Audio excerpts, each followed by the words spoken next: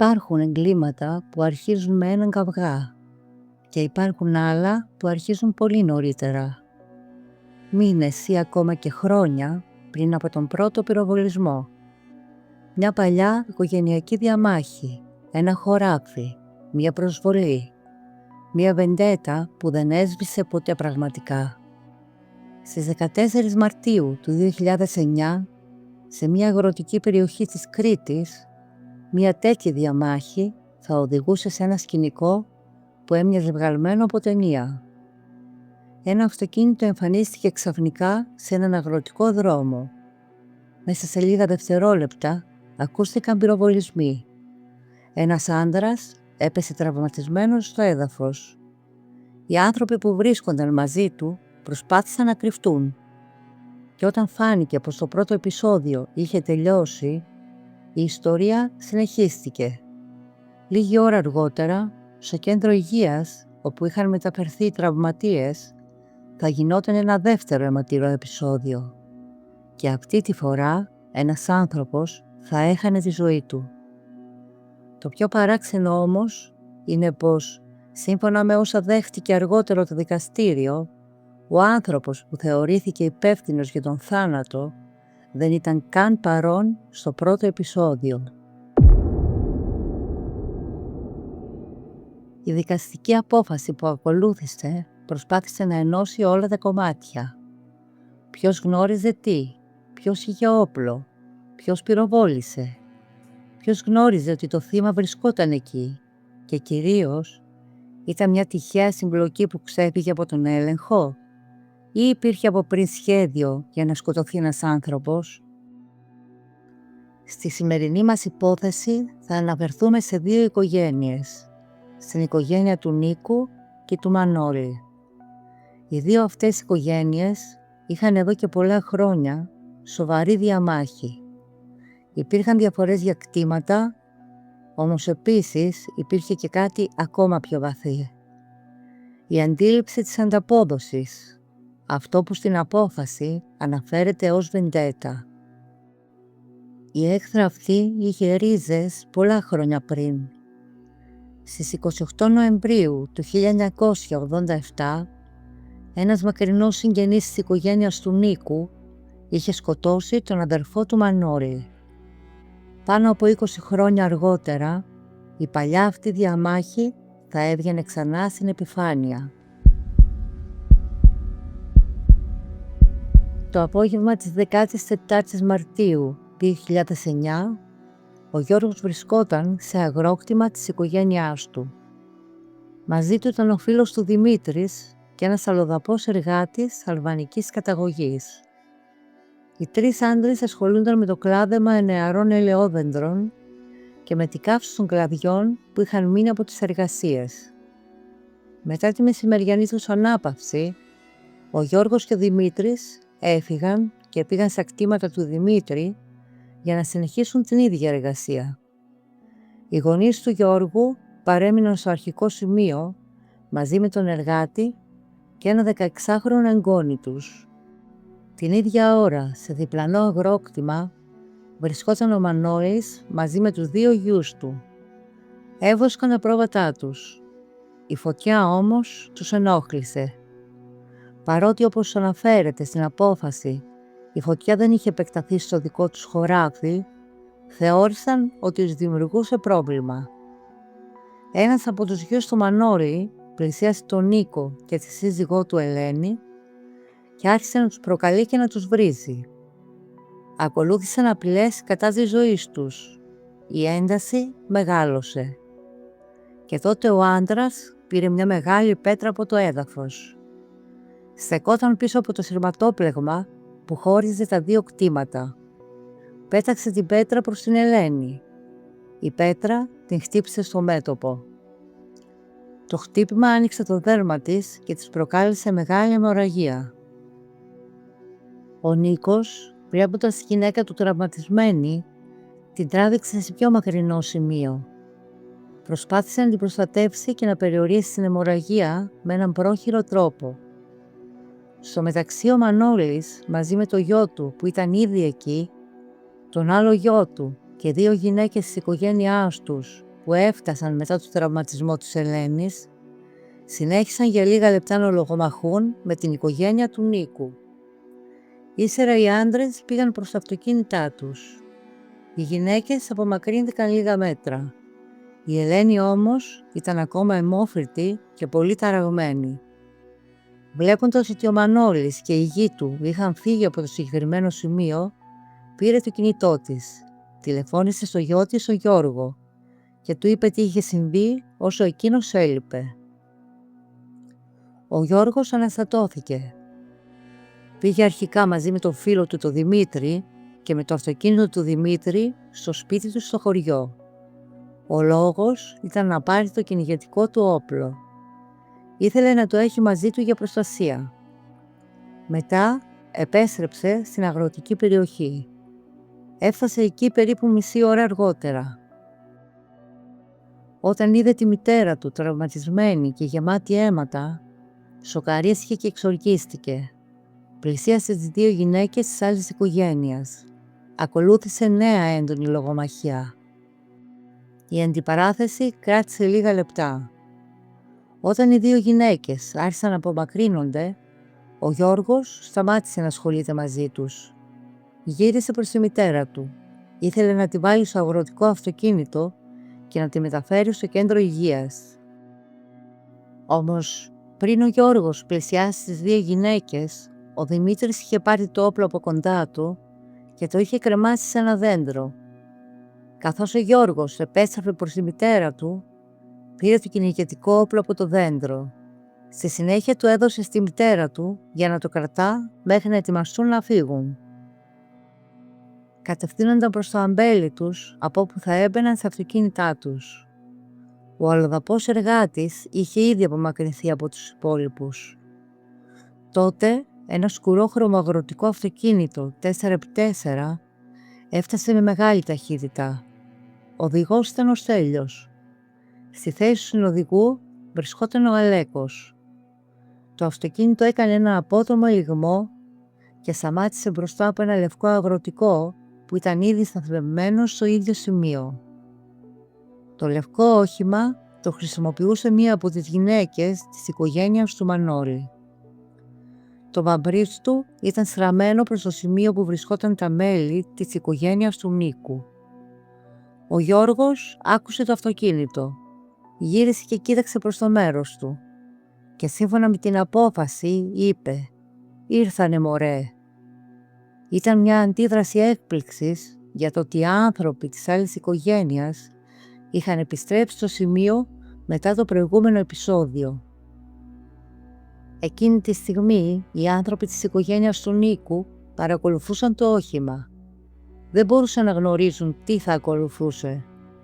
Ο Αλέκος βρισκόταν στη θέση του συνοδικού και από μέσα από το όχημα έβγαλε ένα πιστόλι 9 χιλιοστών και πυροβόλησε προς την ομάδα των ανθρώπων που βρισκόταν μπροστά του.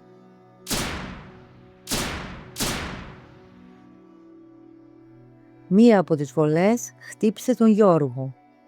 Η σφαίρα πέρασε από τη δεξιά πλευρά του θώρακά του προς την αριστερή. Στην πορεία της τραυμάτισε και τους δύο πνεύμονες, τον δεξιό λοβό του ύπατος και το πάνω μέρος του στομαχιού. Ο Γιώργος έπεσε στο έδαφος, όμως δεν πέθανε αμέσως. Σηκώθηκε. Με το αριστερό του χέρι πίεζε την πληγή κάτω από τη δεξιά μασχάλη. Με το δεξί χέρι κράτησε την καραμπίνα. Ήταν όμως πολύ βαριά τραυματισμένος και δεν μπορούσε να σηματέψει κανονικά.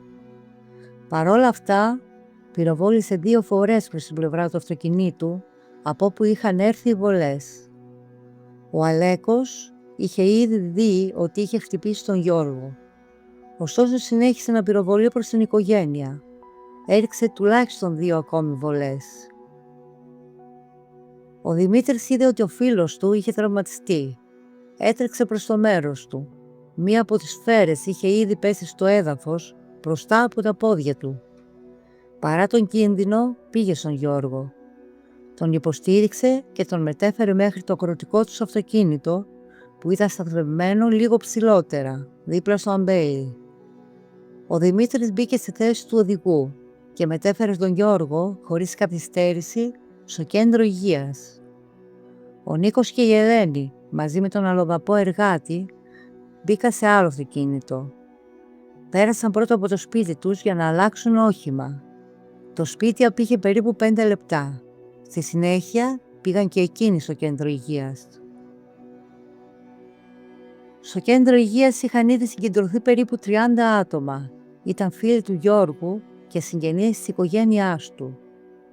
Οι γιατροί έδιναν τις πρώτες βοήθειες στον Γιώργο, η κατάστασή του κρίσιμη. Τότε εμφανίστηκε στο ίδιο κέντρο υγείας ο Αλέκος. Ήταν και εκείνος τραυματισμένος από σκάγια. Είχε ένα τραύμα στο δεξί χέρι, 3 στο αριστερό και 1 στην αριστερή πλευρά του κεφαλιού του. Μαζί του ήταν ο αδελφός του, ο οποίος τον είχε μεταφέρει εκεί για να του προσφερθούν οι πρώτες βοήθειες. Σύμφωνα με την απόφαση, δεν γνώριζαν ότι στο ίδιο κέντρο υγείας είχε ήδη μεταφερθεί ο Γιώργος, βαριά τραυματισμένος. Όταν όμως οι συγγενείς και οι φίλοι της οικογένειας του Γιώργου αντιλήφθηκαν ποιοι είχαν φτάσει, εξοργίστηκαν. Τους επιτέθηκαν. Ο αδερφός του Αλέκου έπεσε στο δάπεδο και προσπάθησαν να τους βγάλουν έξω από το κτίριο. Και τότε ακολούθησε νέο επεισόδιο. Ο αδερφός του Αλέκου είχε προηγούμενη καταδίκη για φόνο και βρισκόταν τότε υπό όρο απόλυσης. Μέσα στην ένταση χτύπησε την Ελένη στο πρόσωπο και την έβρισε. Για λίγο φάνηκε ότι έφευγε από το χώρο, όμως ξαφνικά γύρισε πίσω. Κρατούσε ένα μικρό μαχαίρι. Η λάμα είχε μήκος περίπου 7 εκατοστά. Πήγε προς τον Κώστα, συγγενή της οικογένειας του Γιώργου, και τον χτύπησε επανειλημμένα. Τα χτυπήματα ήταν στην πλάτη, στην κοιλιακή χώρα, κοντά στην αριστερή θηλή, στην αριστερή πλευρά του θώρακα και στο αριστερό χέρι. Ο Κώστας προσπάθησε να προστατευτεί με τα χέρια του. Στην προσπάθειά του αυτή τραυματίστηκε και ο αντίχειράς του. Τα τραύματα ήταν πολλαπλά. Σύμφωνα με την ιατροδικαστική έκθεση που αναφέρεται στην απόφαση, ο τρόπος και τα σημεία των χτυπημάτων έδειχναν ότι η επίθεση μπορούσε να προκαλέσει ακόμα και θάνατο. Ιδιαίτερα επειδή τα χτυπήματα είχαν γίνει κοντά σε ζωτικά σημεία. Ο Κώστας όμως αμήνθηκε και το πλήθος που βρισκόταν εκεί επενέβη. Όταν ο άντρας αναγκάστηκε να βγει από το κέντρο υγείας και βρέθηκε στον προάβλιο χώρο, επιχείρησε ξανά να επιτεθεί στον Κώστα. Η Ελένη πήγε ανάμεσά τους για να προστατεύσει τον συγγενή της. Τότε εκείνος στράφηκε εναντίον της. Πρόλαβε να τη χτυπήσει με το μαχαίρι. Την τραυμάτισε ελαφρά στο πρόσωπο και πιο βαριά στην κοιλιακή χώρα. Σύμφωνα με την ιατροδικαστική έκθεση για την Ελένη, υπήρχαν τραύματα από το προηγούμενο χτύπημα με την πέτρα, αλλά και νέα τραύματα από μαχαίρι. Ένα από αυτά ήταν στην αριστερή πλευρά κάτω από το σαγόνι. Άλλο τραύμα ήταν στην αριστερή κοιλιακή χώρα και είχε μήκος περίπου 6 εκατοστά. Υπήρχε επίσης τραύμα στη δεξιά κοιλιακή χώρα, καθώς και τραυματισμός του περιτονέου. Η ιατροδικαστική εκτίμηση ήταν ότι τα τραύματα μπορούσαν να δημιουργήσουν κίνδυνο για τη ζωή της και σοβαρή σωματική βλάβη. Ο λόγος ήταν ότι ένα τέτοιο χτύπημα μπορούσε να φτάσει σε ζωτικό όργανο ή να προκαλέσει μεγάλη αιμορραγία. Μετά το δεύτερο επεισόδιο στο κέντρο υγείας και αφού είχε περάσει περίπου μισή ώρα από τη μεταφορά του Γιώργου εκεί, έφτασε στο ασθενοφόρο. Ο Γιώργος μεταφέρθηκε στο Γενικό Νομεργιακό Νοσοκομείο. Οι τραυματισμοί του ήταν πολύ βαρύς. Οι βολές είχαν προκαλέσει πολλαπλές κακώσεις σε ζωτικά όργανα. Τελικά υπέστη βαριά αιμορραγία και πέθανε. Ο Δημήτρης, ο φίλος του Γιώργου, είχε επίσης τραυματιστεί από σκάγια. Έφερε 3 τραύματα. Ένα στην αριστερή πλευρά του προσώπου και 2 στο αριστερό χέρι.